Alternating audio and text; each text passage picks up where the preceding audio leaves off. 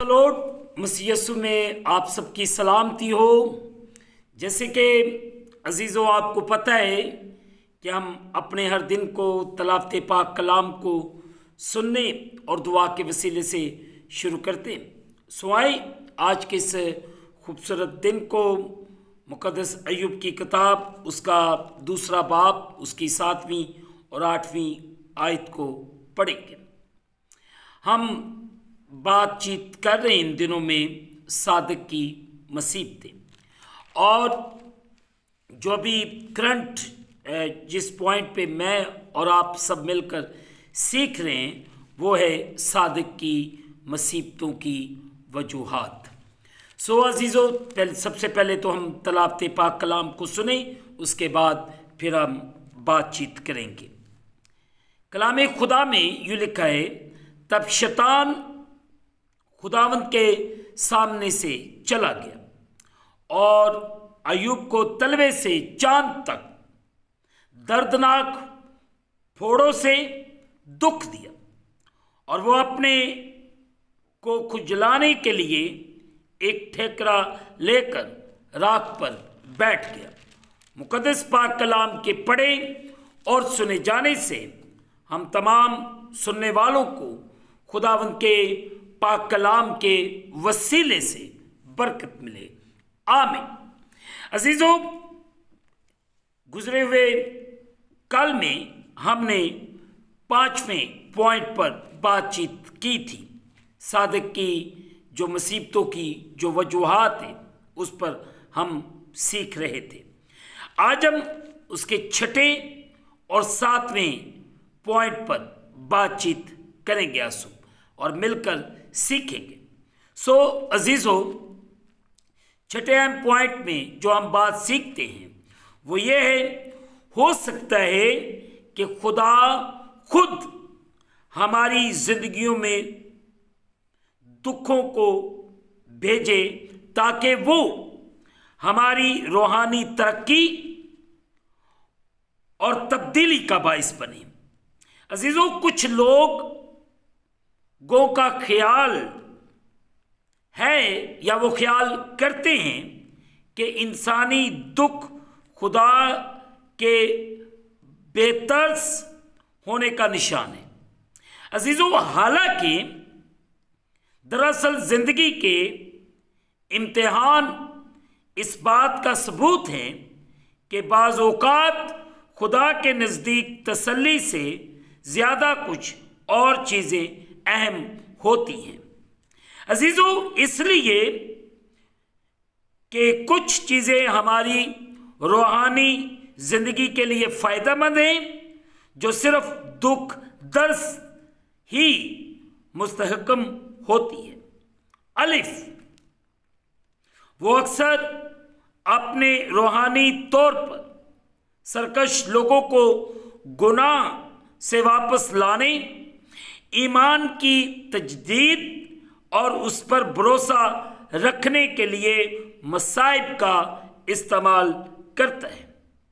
अगर आप अजीज़ों कज़ात की किताब को बागौर मतालिया करें तो हम वाज़ेह तौर पर इस बात को समझ सकेंगे। हमारा रद्द अमल हमें अपनी ज़िंदगी को परखने पर होना चाहिए, या हमें अपनी ज़िंदगियों को परखना चाहिए कि कहीं कुछ ऐसा तो नहीं जो रूहुल कुद्दुस को नाखुश कर रहा है, और फिर अपनी ज़िंदगी के उस गुनाह को खुदा के सामने लाएं। बाज़ औक़ात खुदा मुसाइब को हमारे ईमान का इम्तिहान लेने के लिए इस्तेमाल कर सकता है, ताकि अजीज़ों देखें कि हम उसके साथ किस हद तक वफादार रहेंगे। अजीज़ों, मुक़द्दस अय्यूब नबी को दुख देने की इजाज़त का यही मकसद था। मुक़द्दस याकूब हमें दरपेश आने वाली मुश्किलात को हमारे ईमान की आजमाइश का नाम देता है। याकूब का आम खत उसका पहला बाब उसकी 3री आयत, फिर पहले बाब की 2री आयत। अजीजों, क्योंकि उनके जरिए मसीह खुदावंद में हमारा ईमान और मजबूत और बालिग होता है। एस्तेशना 8:3, पहला पतरस उसका पहला बाब उसकी 7 है। हमारा रवैया हमें ईमान की मजबूती के लिए मुश्किलात में से गुजरना चाहिए। इस बात को मद्देनजर रखते हुए कि अजीजों, खुदा पर हमारा खालिस ईमान मसीह खुदावंद के ज़हूर के वक्त तारीफ, जलाल और इज्जत का बाइस ठहरेगा। पहला पतरस पहला बाब उसकी 7 है। जीम, खुदा मसाइब को न सिर्फ हमारे ईमान की मजबूती के लिए अजीजों इस्तेमाल करता है, बल्कि रूहानी तरक्की और मजबूत मसीही किरदार को मुस्तहकम करने के लिए भी अजीजों इस्तेमाल करता है। मुकद्दस पौलुस रसूल और मुकद्दस याकूब के मुताबिक खुदा चाहता है कि हम इनके जरिए सब्र करना सीखें। रोमियो उसका 5 बाब उसकी 3री आयत से 5वीं आयत तक। याकूब का आम खत उसका पहला बाब उसकी 3री आयत। अजीजों, मुसीबतों के जरिए हम अपने ऊपर कम और खुदा पर ज्यादा भरोसा करते हैं। अगर आप रोमियो 5:3 और दूसरा करंथियों उसका 12 बाब उसकी 9 आयत को देखें। हमारा रवैया अजीजों हमें इस बात के लिए एहसास और खुला जहन रखना चाहिए कि खुदा इन मसाइब से हमें क्या सिखाना चाहता है। दाल हो सकता है अजीजों, खुदा बाज़ औक़ात हमें इसलिए भी मुसीबतों में से गुजारता है कि हम दूसरों के लिए जब वो दुख उठाएं तो बेहतर तौर से हौसले और तसल्ली का बाइस बने। दूसरा करंथियों उसका पहला बाब उसकी 4 है। अजीजों, यूं हमारी खिदमत का असर गहरा और अमीक होता जाता है। दूसरा करंथियों 4 बाब उसकी 7 आयत से 12वीं आयत तक, फिर चौथे बाब की 11वीं और 12वीं आयत को पढ़ें। हमारा रद्द अमल हमें जरूर अपने दुखों के तजर्बात से दूसरों की हौसला फजाई और मदद करनी चाहिए। 7वां पॉइंट जो हम सीखते हैं सादिक की मुसीबतों की वजूहात के बारे में। अजीजों, गर्ज खुदा सादिक की मुसीबतों को अपनी बादशाहत की वुसअत और अपने इस मकसद को पूरा करने के लिए कि लोगों को अपने पास लाए इस्तेमाल कर सकता है और करता भी है। इसमें जो अलिफ, जो पहली बात जो हम 7वें अहम पॉइंट में से सीखते हैं वो ये है, मसलन जैसे मुकद्दस यूसुफ अपने भाइयों के लिए हसद की वजह से नाइंसाफियों के तजर्बे में से गुजरा, वो खुदा के मंसूबे का एक हिस्सा था। अजीजों, मुकद्दस यूसुफ इस बात का इजहार करता है कि यह सब कुछ खुदा ही ने किया ताकि तुम्हारा बकिया जमीन पर सलामत रखे और तुमको बड़ी रिहाई के वसीले से जिंदा रखे। पैदाइश उसका 45वां बाब उसकी 7 आयत। अजीजों, इस असूल की सबसे अजीम मिसाल मसीह खुदावंद के पाक और रास्त दुख है। रसूलों के ईमाल उसका 3 बाब उसकी 14वीं आयत। अजीजों, जिसने खुदा के नजात बख्श मंसूबे की तकमील की खातिर दुख, जान किनी और मौत बर्दाश्त की। अजीजों, इस तरह उसने हर उस शख्स के लिए जो उसे कबूल करता है अपने साथ एक शख्सी रिश्ते का दरवाज़ा खोला। यह उसे मसलूब करने वालों की बुराई से चश्म पोशी नहीं। रसूलों के ईमाल उसका 2 बाब उसकी 23वीं आयत। बल्कि अजीजों, इससे यह जाहिर होता है कि कैसे खुदा रास्तबाजों की आजमाइश के लिए गुनाहगारों को अपने जलाल और मुकासद के लिए इस्तेमाल करता है। हमारा रवैया नंबर 1, इन दुखों के जरिए अजीजों हमें मसीह खुदावंद की जिंदगी के साथ मुशाहबत और दूसरों के साथ मोहब्बत इख्तियार करने के रास्ते तलाश करने चाहिए, ख़ुसूसन उनके साथ जो हमारे इन दुखों की वजह बने हों। नंबर 2, खुदा अक्सर दुखों को ढील देता है ताकि इंसान को अपनी तरफ वापस लाए। अजीजों, सादकों और गुनाहगारों दोनों के लिए मसाइब उनकी कमजोरियों को जाहिर करते हैं।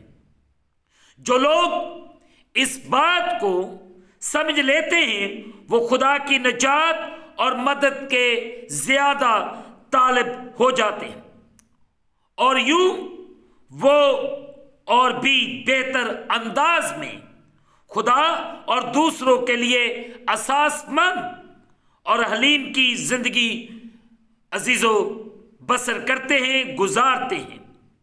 खुदा हमसे सब कुछ समझने का तकाजा नहीं करता, बल्कि बस इतना कि हम उस पर भरोसा रखें। भलाकर अजीजों, दुख हमें खुदा की ज़रूरत का एहसास दिलाते हैं। ये हमें इस बात की भी याद दिलाते हैं कि ज़मीन लानती है और हमें इसकी मुकर्रर शुदा तबाही से बचने के लिए मसीह की ज़रूरत है। और हमारा रवैया जो है हमारे या दूसरों के दुखों में हमें ये हौसला मिलता है कि मदद, बहाली, इत्मीनान के लिए खुदा की तरफ मुतवज्जा हूँ। मुकद्दस पौलुस रसूल ने फिलिपियों उसका 4 बाब उसकी 6 और 7वीं आयत में वाजिया बयान दिया है। फिर पहला पतरस उसका 5 बाब उसकी 7 आयत। अजीजों, हम खुदावंद के शुक्रगुजार हैं कि जो हमें मुख्तलिफ तरीकों से अपने खदाम के वसीले से, अपने अंबिया के वसीले से ये इनकरेज करते हैं कि हमने किस तरह अपने दुखों में कायम रहना है और किस तरह हमने खुदा के साथ चलना है। और जैसे कि कल रात एक बहुत बड़ा जल्जला आया, क्विक अर्थ हुआ जिसकी शिद्दत 7.7 थी और खुदा ताला ने हमें इस दुख में से बचाया, इस मुश्किल में से बचाया। इस बात के लिए हमें खुदावंद की शुक्रगुजारी करने की ज़रूरत है और खुदावंद मुझे और आपको संभाले, मेरी और आपकी हिफाजत करे, मेरा और आपका निगहबान हो। और आज सुबह खुदावंद आप सबको बड़ी बरकत दे और खुदा के साथ कायम रहने की तौफीक अनायत फरमाए। अजीजों, आए हम दुआ करें कि खुदा हमें ईमान की मजबूती दे और हमें दुखों में कायम रहना सिखाए। और जब हम दुखों में कायम हैं, दुखों को जानते हैं, समझते हैं, तो हम दूसरों के दुखों को भी समझ पाएंगे। हम दूसरों को भी दुखों में से निकालने वाले बनेंगे।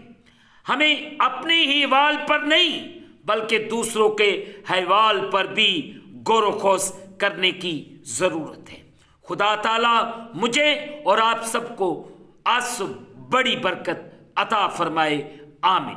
दुआ करें। कादिर मुतलक खुदा, तेरा शुक्र अदा करते हैं और तेरे पाक नाम को इज्जत और जलाल देते हैं। खुदा, सबसे पहले तो शुक्रगुजारी करते हैं कि गुजरे हुई रात में आपने हमें जल्जले की उस शिद्दत से बचाया, अपने लोगों को बचाया। हम इसके लिए आपके शुक्रगुजार हैं। खुदावंद ताला, जितने भी हम परेशानियों और मुश्किलात में से गुजर रहे हैं, तो हमें ईमान की मजबूती अता फरमा। हम पर रहम कर, फजल कर और बड़ी बरकत दे। ऐ कादिर मुतलक खुदा, तेरा शुक्र अदा करते हैं। तेरे रहम को, तेरी कुदरत को तेरे लोगों के लिए मांग लेते हैं। अपना बड़ा करम कर, बड़ा रहम कर। तेरा अबर, तेरा मसा तेरे लोगों के लिए मांग लेते हैं। ऐ खुदा, इस वक्त जितने तेरे प्यारे तेरे सामने झुके हुए, इनके लिए बरकत की दुआ करते हैं।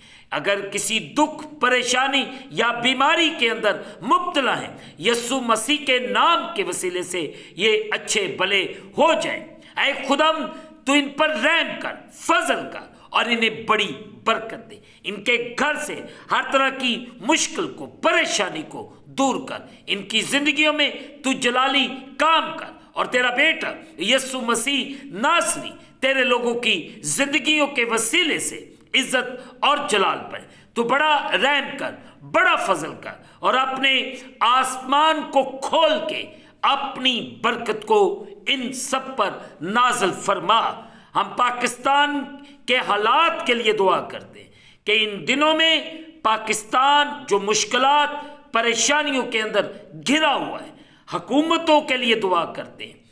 वजीर आजम, सदर पाकिस्तान, वज़रास के लिए और खुदावंद नगरान हुकूमतों के लिए दुआ करते हैं। इन्हें हिकमत, दनाई अता फरमा ताकि मुल्क की बेहतरी के लिए सोचे और काम करे। और हमारे मुल्क में जो इस वक्त लड़ाई, झगड़े और फसाद जो हो रहे, इससे भी बचाकर महफूज रख। मैं पाकिस्तान के हर एक शहरी की सलामती की दुआ करता हूँ, तमाम उम्मतों, कबीलों की सलामती की दुआ करता हूँ। ऐ खुदा ताला, सब पर रहम कर। पूरी दुनिया की बहाली, सलामती के लिए दुआ करते हैं। तू करम कर दे, रहम कर दे, फजल कर दे। और ख़ास तौर पर आज सुबह मैं दुआ करता हूँ चर्चिस के दरमियान, पासबानों के दरमियान मोहब्बत और प्यार को पैदा कर और हम सबको मुआफ़ करने की स्पिरिट अता फरमा, मोहब्बत करने की स्पिरिट अता फरमा, ताकि हम हर एक दुख को बाआसानी अबूर कर सके और हमें दुखों और परेशानियों के साथ लड़ना, जंग करना सिखा। तेरा शुक्र। हम इस दिन को खुदा बाप, बेटे और रुल कुद्दस के नाम से शुरू करते हैं। आमीन। जिसने हमें सिखाया, ऐ हमारे बाप, तू जो आसमान पर है, तेरा नाम पाक माना जाए। तेरी बादशाही है, तेरी मर्जी जैसे आसमान पर पूरी होती है, जमीन पर भी हो। हमारे रोज की रोटी आज हमें दे और जिस तरह हम अपने कर्जदार मुआफ करते, तू भी हमारे कर्ज हमें मुआफ फरमा। हमें आजमाइश में न ला बल्कि बुराई से बचा। बादशाही, कुदरत, जलाल हमेशा तक तेरे हैं। आमीन। अब हमारे खुदावंद यीशु मसीह का फजल, पाक रूह की रफाकत और शराकत हाज़रीन पर, तमाम मुक़द्दसीन पर, आलमगीर कलीसिया पर, यरूशलेम पर, कौम बनी इसराइल पर, मुल्क पाकिस्तान पर, यह बरकत अब से लेकर अब तक होती रहे। आमीन। खुदावंद आप सबके साथ हो और आप सबकी हिफाजत करें।